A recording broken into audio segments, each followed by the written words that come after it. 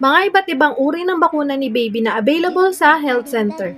Number 1, BCG or Bacillus Calmette-Guerin. Ang bakunang ito ay laban sa tuberculosis at binibigay at birth or pagkapanganak ng bata. Binibigay po ito isang beses sa ang binabakuna sa kanang braso, intradermal or balat. Ang side effect po nito ay nagkakaroon siya ng peklat na tinatawag na Koch phenomenon, isang uri ng skin reaction na ang ibig sabihin po ay tumalab or naging effective ang bakuna. Number 2, hepatitis B or mas kilalang Hepa B. Ang bakunang ito ay laban sa hepatitis B na binibigay isang beses sa kanang hita, intramuscular o sa laman. Number 3, pentavalent vaccine or mas kilala nating 5-in-1 vaccine. Ang bakunang ito from the word itself, penta, laban sa 5 sakit na tinatawag na diphtheria, pertussis, tetanus, Haemophilus influenza type B at hepatitis B.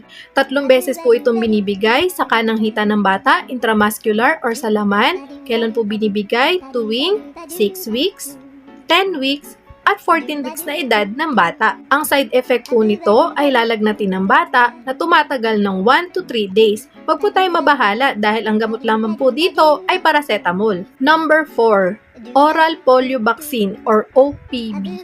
Ito po yung pinapatak natin sa bibig ng bata. Ang bakuna pong ito ay laban sa poliomyelitis. Kasabay po ito ng penta na binibigay po 3 beses sa edad na 6 weeks, 10 weeks, at 14 weeks. Number 5, pneumococcal conjugate vaccine or PCV.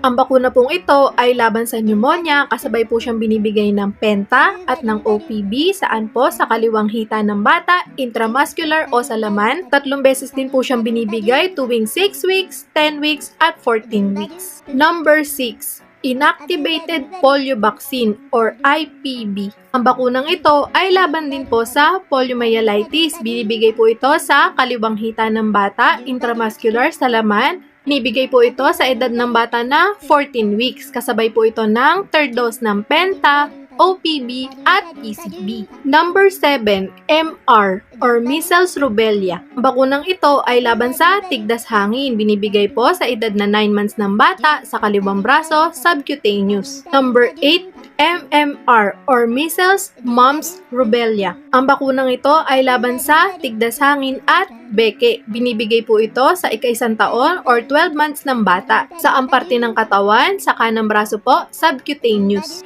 Bilang magulang, responsibilidad po natin na ibigay sa mga bata ang mga bakunang ito para protektado po sila as early as possible.